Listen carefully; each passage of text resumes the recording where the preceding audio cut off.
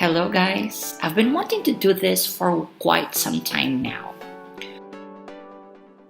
Of all the things I assess on the IELTS speaking test, the most common problem I think is fluency.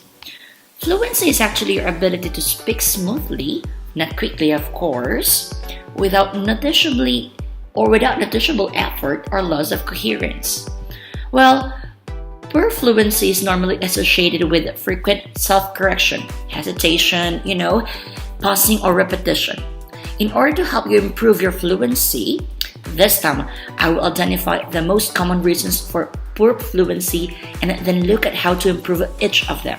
I have here right now 7 problems.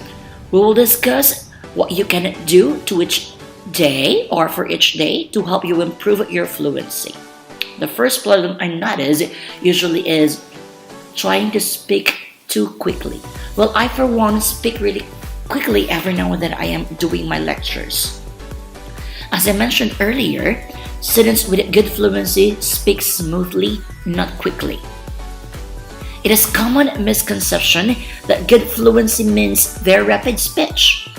If you listen to how native English speakers talk, they do not normally speak very quickly.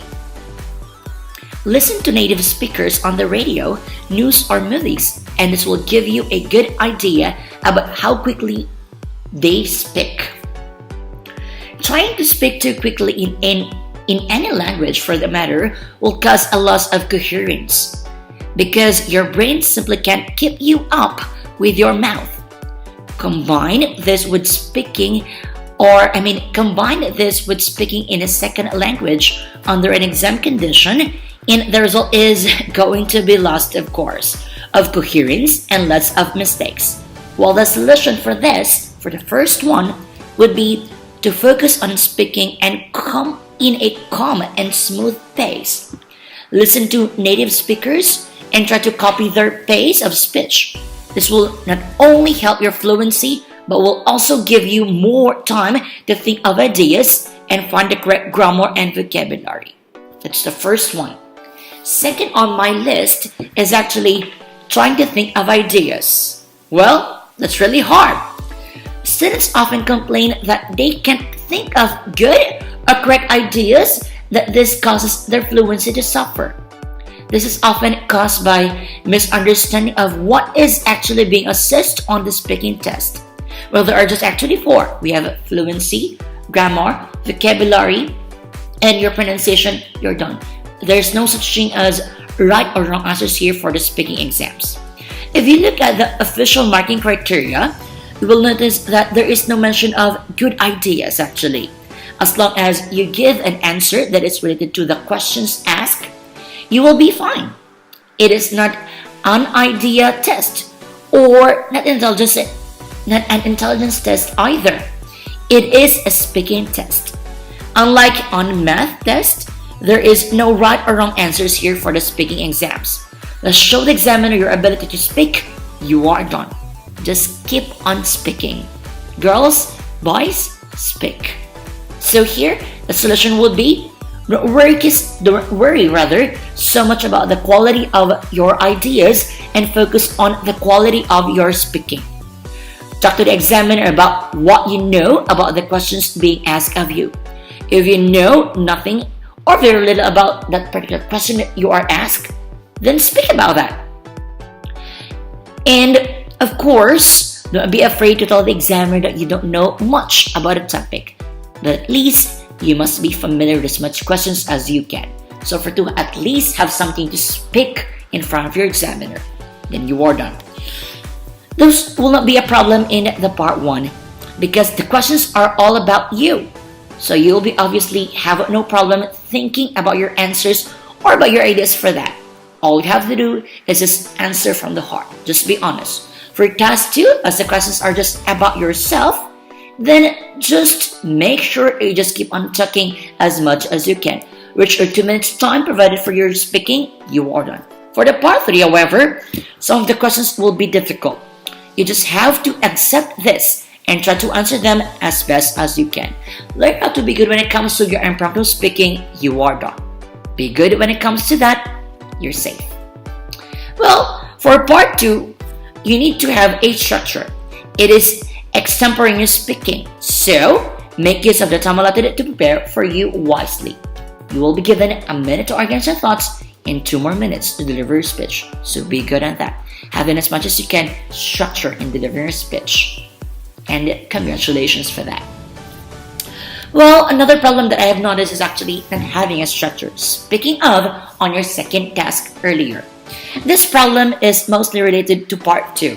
Students have to talk for up to 2 minutes about a topic given to them by the examiner. You will be given a cue card before you talk, just like the ones below. Well, you are given a general topic to talk about, and then there are 3 or 4 things that you suggest you should talk about. The problem here is that many people run out of things they say, and their fluency normally suffers. This is for 2 main reasons. First, many people think that they can only talk about the 3 suggested things on the card. It is difficult to only talk about the 3 small things for 2 minutes. Well, in as much as you can, you expound. Secondly, most people do not prepare anything else to talk about apart from the 3 things on the card.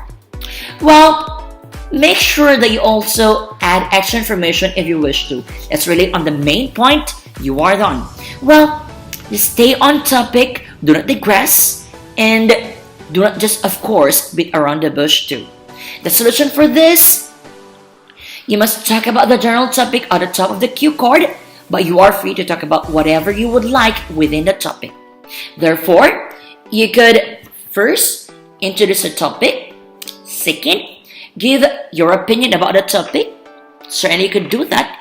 You may use your because, expound using about the past or the future. Use your stories about a topic. Well, give a description too of the topic if you wish to. You may compare and contrast, promote the advantages, disadvantages, the risks, the benefits about things, about anything factual you could note. You are done. Of course, finally here, tell a personal story about a topic. Well, when you combine these things with the things they suggest you to talk about on the topic, it opens up many possibilities. It allows you to structure your answers during the 1-minute planning, and before you speak, make sure that, it allows you to structure your answer during the 1-minute planning time before you speak, and ensures that you will have enough to talk about during the 2 minutes. And that's it for the third problem. Fourthly, here, usually focusing too much on grammar and vocabulary is another problem. Well, just like what I told you earlier, grammar and vocabulary are actually 2 criteria that are actually assessed on the speaking exams. But don't so be observant of them only. Grammar and vocabulary count towards 50% of your score, and they are very important, but thinking about them too much will lower your coherence. If you focus on them too much, you will be constantly thinking of the correct language to use, and this will lead to lots of hesitation and pausing. Well, certainly fluency is observed there. Fluency is actually committed with so much of an error there. This language first approach is often the result of strict school teachers who prioritize grammar and vocabulary over speaking skills. Well, in the Philippines, that is so. Well, I've been in that particular instance, and I really feel you guys. I've been also I've been also taught by my teachers to be like that way. Well, the solution for that, find 2-part questions. In as much as you can, practice with them. Get something to record yourself, like a phone or a computer. Well, what I did in 2011 when I first come across with the IELTS exams. Well, honestly speaking, I actually have several ums and ahs. But with me constantly practicing with my recorder, even compelling everyone at home to speak to me in English, with my friends too talking in English, with all of my posts in my social accounts using the language, then this time I actually have eradicated some of my ums and ahs. if not totally eradicating them? Well, answer the first questions focusing on language, making sure you get all the grammar and vocabulary correct. Answer the second question focusing on fluency and not worrying too much about grammar and vocabulary mistakes. Which one sounds better? You will make more language errors in the second one, but your overall performance will probably be much better. If you do this on a regular basis, of course, you will soon learn that you should have more confidence in your language ability and realize that fluency is what you really need to work on. There you go. That's the fourth problem. Fifth, another problem that I usually notice is actually not enough practice. Of course, there is no substitute to practice as what I am always telling here. What I'm always telling my students that practice. There is a substitute to that. Well, I for one, whenever I'm going to class, I usually practice first before I stand in front of my students. Well, many students have great vocabulary and grammar, but they never actually use this language by speaking or writing. This causes huge problems for both pronunciation and fluency, which are 50% of your score. Okay, like any skill, speaking requires practice, and unless you practice often, you are going to be able to get one of the higher bands, getting a 9, of course, or the average student that I usually handle, it's a 7. Get that? Biggest problem for students is not being able to find partners to speak with. However, there are many ways you can do this. Okay, so my solution for this would be, well, let's now move on to the solutions for problem number 5. Certainly, the first solution is to use the suggestion for the problem number 4 a while ago. You can also try to find native English speakers in your own area. If you live in a large city, there are probably lots of online groups of English speakers who want to practice your language with you, and you can practice English with them too. There are countless websites that often offer language exchanges. You practice your language with them, and you practice English with you in exchange. Finally, there are lots of Facebook groups where IELTS learners practice speaking with one another. Or you should try at home. Compel every one of you there to speak to you in English. Well, what I did, like what I told you earlier in my previous preparations, well, that did me great, so I think it could also be very beneficial to you. Compel your friends to speak to you in English. It's like earlier, there is no substitute to practice, so keep on practicing. Practice will certainly make you perfect there. It's the 5th problem I usually notice. 6th is trying to not promote ums and ah. Well, ums and ah are just okay. Well, even if in case you notice English speakers speaking in English, using their language, they're promoting ums and ah. Well, for all of us here too in the Philippines, whenever we are using our language, say for instance in my case being an Ilocano, whenever we're using our native dialect, which is Iloco, I'm also promoting ums and ah whenever I'm trying to point out here the best word to state next, or to point out here the best answer for a certain question. Whenever I'm delivering my speeches for certain conversations, I'm promoting ums and ah here too. Well, that's natural. Many students associate making ums, ah, sounds with poor fluency. If you hesitate frequently and make these sounds, then it is a problem. But making them sometimes is not only fine, it is totally natural. It's like what I told you earlier. Listen to anyone in any language, and they naturally make these sounds when chatting with someone. The problem is that many students obsess about not making these sounds in their speaking test, and the result is they think about them too much, and it is totally unnatural to do this when you are speaking. This results in a loss of fluency, and it takes up too much of your brain power that would be better used on language and ideas. Remember, this is an English exam.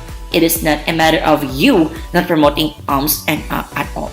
But if you could remove them, better remove them.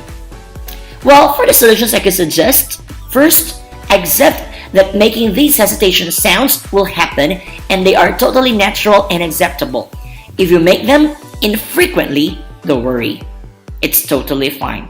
Again, you can record yourself and find out how often you make these sounds. It is probably much less than you think. Finally, people normally make these hesitations when they are thinking of ideas or searching for a language. See the solutions on your parts 2 or on your problems 2 and 4 and they will become less of a problem now. There. Finally, and the most important that we shall deal here for the speaking exams is actually the 7th one, stressed. Well, if you are very nervous and stressed out driving your test or during your test, you are going to be less fluent than normal. Think about someone speaking in public who is very nervous. Well, you can certainly see me every now and then. I'm in front of my students doing that or being nervous. Well, that's natural. How is the fluency of the particular person who is so nervous in public? The main reason I think that people are nervous during their test is that they are not totally prepared.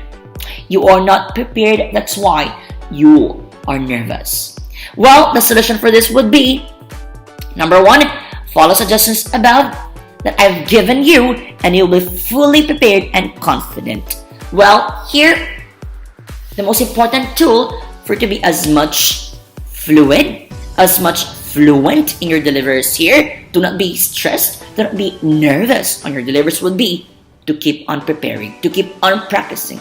Use the language every day of your life and you will do no wrong. You're okay with that. And remember, this is an exam of English. This is not the exam of intellect. So, just use the language, express whatever is on your mind, deliver from the heart. You are done. And here now, I congratulate you. Congratulations, you did a good job on your speaking examinations. So I'll see you then on our next video. Congratulations. Thank you.